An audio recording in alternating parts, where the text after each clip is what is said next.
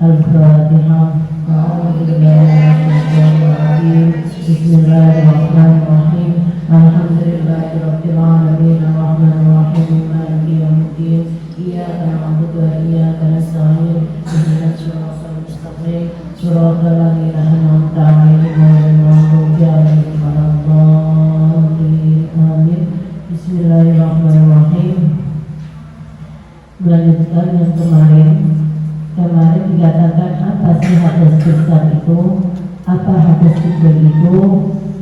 Kemudian dikatakan bahwasanya termasuk dari hadas kecil adalah hadas yang mewajibkan apa? Wudu, yang mewajibkan wudu.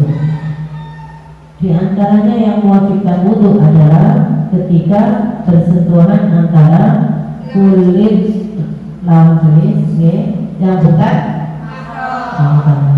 Siapa saja yang mahram kemarin sudah dijelaskan dari pihak laki-laki. Sekarang dari pihak perempuan. Kita lihat bersama-sama laki-laki mahram dari pihak perempuan. Kita kan perempuan. Berarti siapa sih laki-laki yang mahram dengan kita siapa? Pertama yaitu bapak, kakek, dan seterusnya. Paham ya? Harus saling sama bapak sama mbah. Nomor 2 siapa? Anak laki-laki, cucu, dan seterusnya. Jadi ke bawah. Jadi anak ya jelas mahram. Misalnya kita atau Bu Hati punya anak laki-laki ya mahram. Pertama ayahnya Bu Hati, kedua anaknya Bu Hati, ketiga saudara laki-laki kandung atau seayah saja atau seibu saja. Berarti Bu Hati punya saudara bapak Dudung, nah itu sekandung, berarti mahram sama Bu Hati. Atau seayah saja, misalnya Mbak Fatimah ya, Fatimah sama itu Zahwa ya, sama Mas Jojo ya, itu seayah. Paham betul? Paham, seayah ya. Kemudian atau seibu sama. Yang keempat siapa? Keponakan laki-laki dari saudara laki-laki. Yang kelima keponakan laki-laki dari saudara perempuan. Sama saudara, berarti punya saudara namanya Bapak Dudung ya, punya anak namanya keponakan Mas Hulam, Mas Sakit. Itu semua keponakannya Bu Hati kandung karena dari saudaranya Bu Hati. Berarti semuanya mahram sama Bu Hati. Boleh goncengan, boleh saling, boleh gak batal. Paham betul? Kemudian yang keenam paman, Pak W, Pak C, saudara ayah, saudara kakek dan seterusnya. Pamannya, paman kita, Pak Lek nyawi dewe, Pak D nyawi dewe. Jadi kita punya Pak Lek, punya Pak D, okay? Tapi Pak D sing kandung, sing saudara kandung. Contohnya siapa? Ada yang punya Pak Lek, ada yang punya bule kandung, adiknya ibu sama adiknya bapak, sama yang punya bule adik. Bule tapi Bu Hati pokoknya bule. Siapa yang punya bule? Adiknya ayah atau adiknya ibu?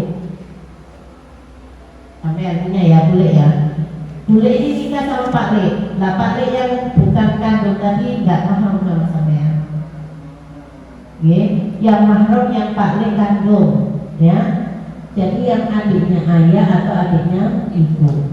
Sampean saling sama suaminya. Bule yang mahram. Ya, paham betul? Ya, betul.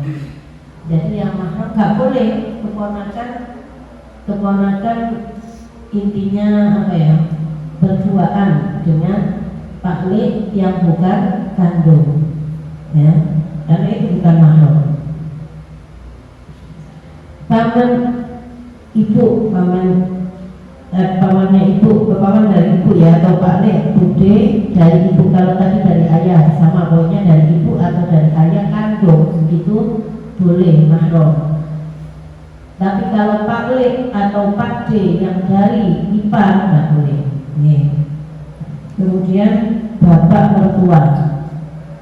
Kalau ini nggak ada hubungan darah, tapi karena sudah menjadi mertua, selamanya menjadi mahram. Masih sudah cerai, masih mahram, masih nggak batal, masih silaturahim ya. Menantu laki-laki,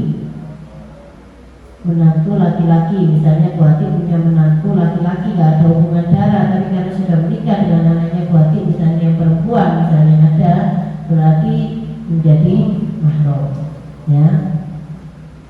Kemudian anak laki-lakinya suami, kalau bahasanya anak tiri ya, atau suaminya ibu. Oh yang anaknya dua, anak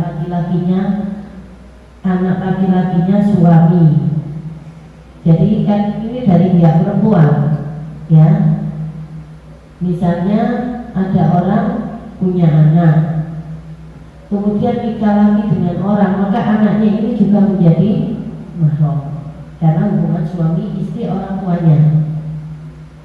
Paham ya? Paham tak betul? Kemudian yang terakhir yaitu suaminya ibu.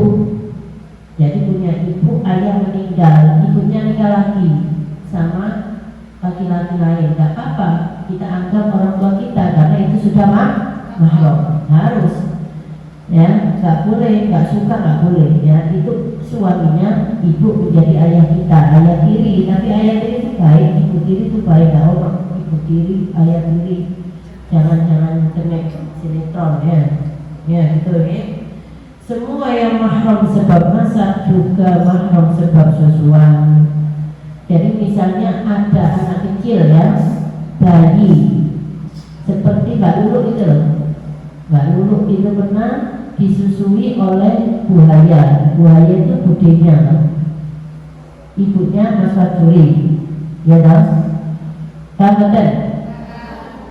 Jadi Bu Eni punya saudara, ya toh? Namanya buaya. Nah buaya ini, ya toh? Sebenarnya misanan berarti antara Lulu sama Fajuri itu batal. Karena misanan sepupu itu batal, boleh nikah.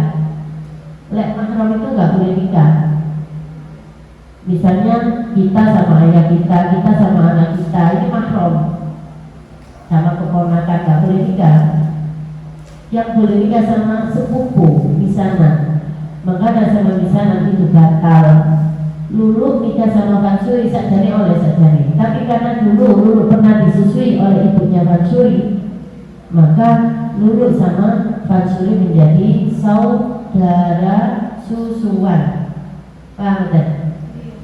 Paham tak? Jadi menjadi mahram, gak apa-apa. Tapi kalau sama Mbak Amel, Bu Amel teman-teman Fansuri batal. Kalau Bu Eni sama Mas Fansuri gak batal karena ponakan.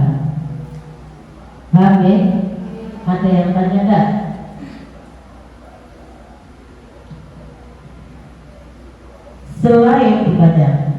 Selain yang sudah dijelaskan, maka bukanlah mahram, sehingga katakan dulu seperti anak paman atau bibi, misalnya istrinya paman, suaminya bibi, saudara ipar dan lainnya. Saudara ipar tak oleh karena nggak boleh. Tapi yang saudara ipar itu, misalnya Raufun sama Raifah ya menikah, maka suaminya Raufun itu ipari Raifah, ya. Suaminya Raifah iparnya Raufun. Ini bukan mahram. Paham ya? Sampai itu loh, sampai sekarang cilik dong, punya emas nikah, punya empat nikah, nggak punya suami mbak sampai. Dan sama iparnya nggak boleh berduaan, nggak boleh saling, nggak boleh, karena itu bukan mahram. Paham betul? Hati-hati ya saudara ipar, oke? Terus bagaimana cara menghilangkan hadas kecil sebelum sholat? Cara menghilangkan hadas kecil sebelum sholat yaitu dengan cara bagaimana? Dengan cara berwudu dengan mengerjakan syarat dan rukun wudu. Jadi kalau mau wudu nggak sekedar cuci muka, tapi ada syaratnya, ada rukunnya. Yang pertama, apa saja syaratnya? Syaratnya dulu, syaratnya wudu. Syarat itu beda dengan rukun. Kalau syarat itu apa? Apa?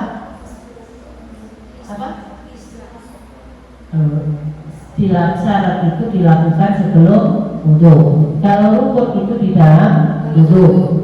Jadi syarat sebelum wudu itu loh, sebelum wudu ini harus terpenuhi dulu. Kalau rukun itu yang dikerjakan di dalam wudu itu namanya rukun.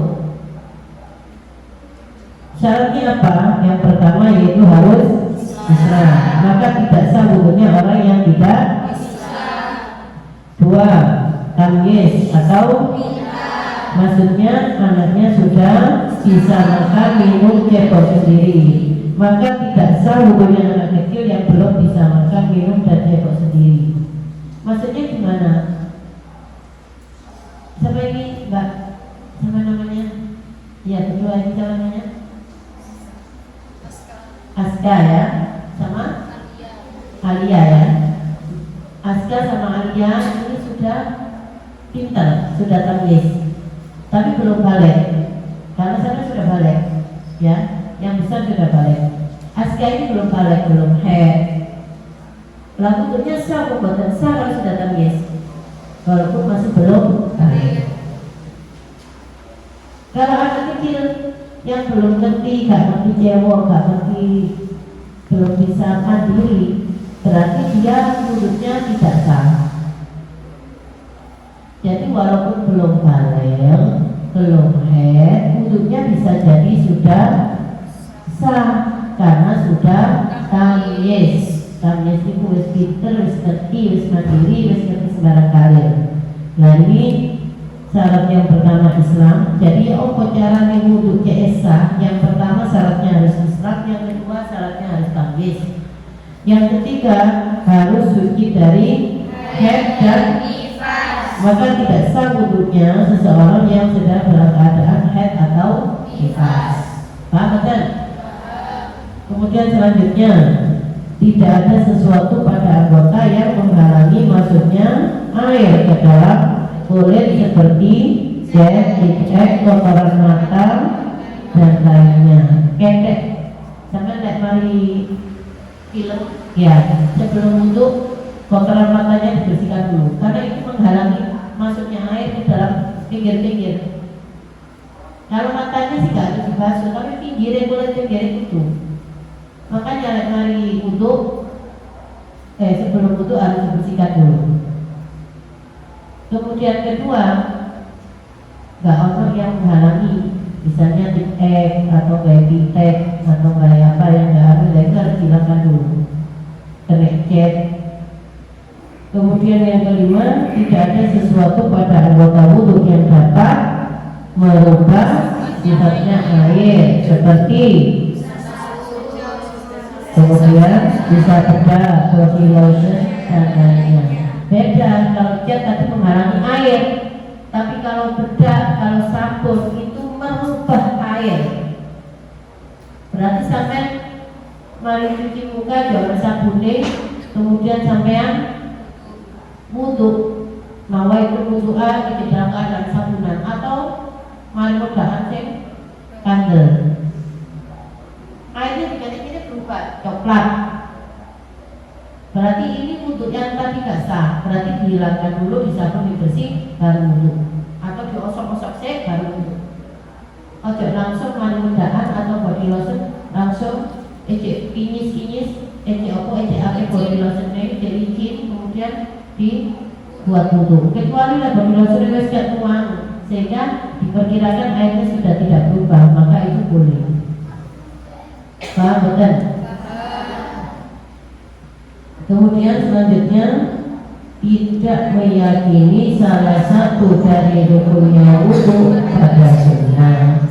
Misalnya bahwa niat di dalam kaki atau membasuh wajah adalah, maksudnya hamba itu tahu yang fardunya wudhu itu apa saja, ya niat, membasuh muka itu tahu, kalau wajib, kalau rukun.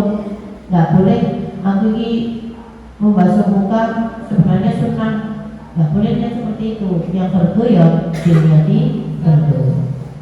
Yang terakhir menggunakan air yang suci dan mensucikan, seperti air sumur, air sungai, air laut, air hujan. Air sumur termasuk keran. Sampai buka keran itu dari sumur. Yang nggak boleh itu banyak air, itu kan ada air yang suci tapi tidak mensucikan. Apa? Air teh, ya kan, suci itu, tapi tidak bisa digunakan untuk mensucikan. Pintar, apalagi contohnya air kopi, air kelapa, air jeruk, air opoy, ya itu banyak, air sayur, itu semuanya suci, bisa diminum, bisa dimakan, tapi nggak bisa digunakan untuk wudhu. Air suci dan mensucikan, ya syaratnya. Terus di bawahnya dikatakan apakah air yang tidak suci dan mensucikan. Sekarang air yang tidak suci dan mensucikan itu yang apa? Suci apa? Yang pertama adalah berikut ini penjelasan tentang air.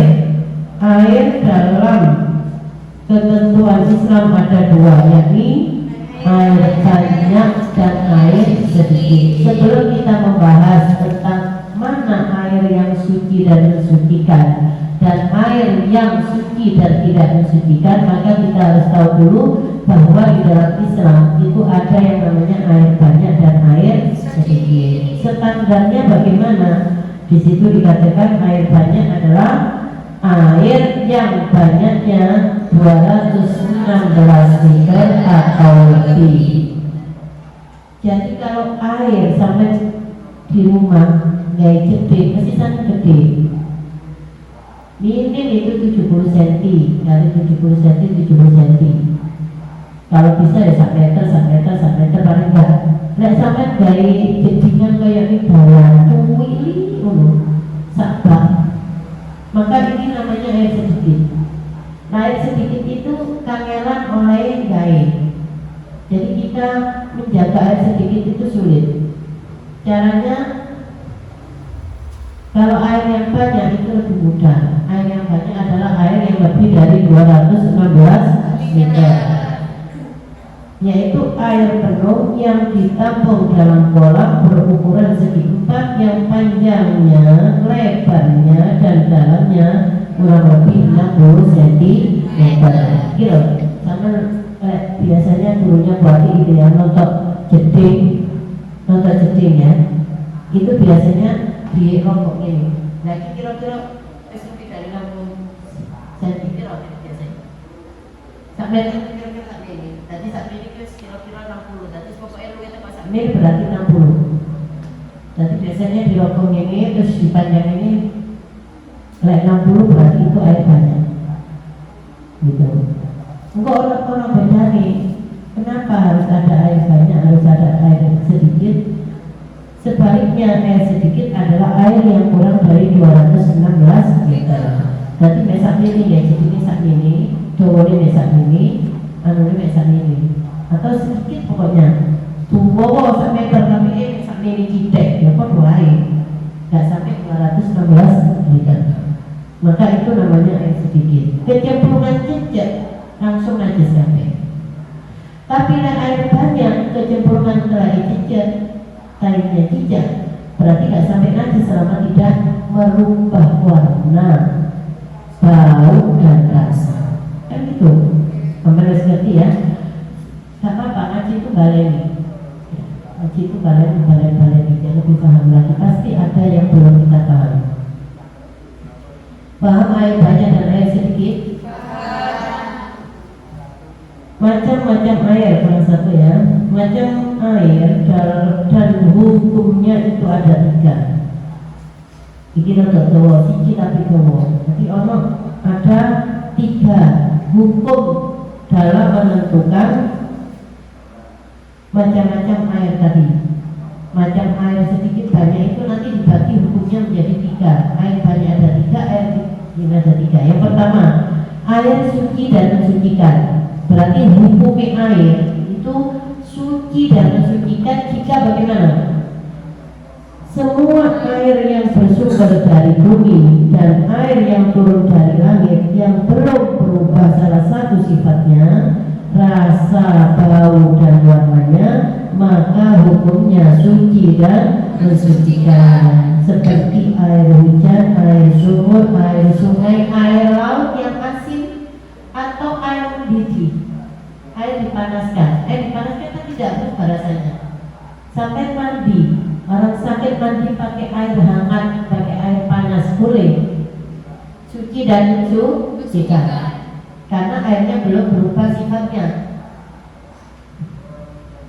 Maksudnya apa? Air yang nomor 1 ini hukumnya suci dan dapat digunakan untuk bersuci. Misalnya untuk cebok, ya lah, untuk cuci tangan. Tangan mari demok opo najis mari pipis, pakai air yang suci dan mensucikan tadi. Gunakan bersuci dari kencing, dari BAB, untuk mandi besar, untuk wudu, untuk mandi besar, untuk wudu, semuanya harus pakai air yang suci dan mensucikan. Nggak boleh pakai air mawar. Bu, aku tak mandi kembang deh yang mandi besar. Nggak boleh untuk air kembang. Paham betul? Kan banyak artis-artis itu mandinya pakai mandi kembang. Ambune mawar, ambune minyak-minyak dan lain sebagainya. Terus digunakan untuk mandi, maka boleh untuk mandi saja. Tapi kalau seandainya pas pipis pakai itu, biar najis kuah be nawahi. Karena nggak boleh cawi menggunakan itu, dan nggak sah misalnya mandi besar, nggak sah. Oke, insya Allah dilanjutkan besok. Ada yang tanya betul? Asyhadu an la ilaha illallah, astaghfirullah, nas'aluka bi'annaka wa na'udzu bika minan nar. Asyhadu an la ilaha illallah, astaghfirullah, nas'aluka bi'annaka wa na'udzu bika minan nar. Asyhadu an la ilaha illallah, astaghfirullah, nas'aluka al-jannata wa na'udzu bika minan nar. Allahumma innaka 'afuwwun tuhibbul 'afwa fa'fu 'anna. Allahumma innaka 'afuwwun tuhibbul 'afwa fa'fu 'anna.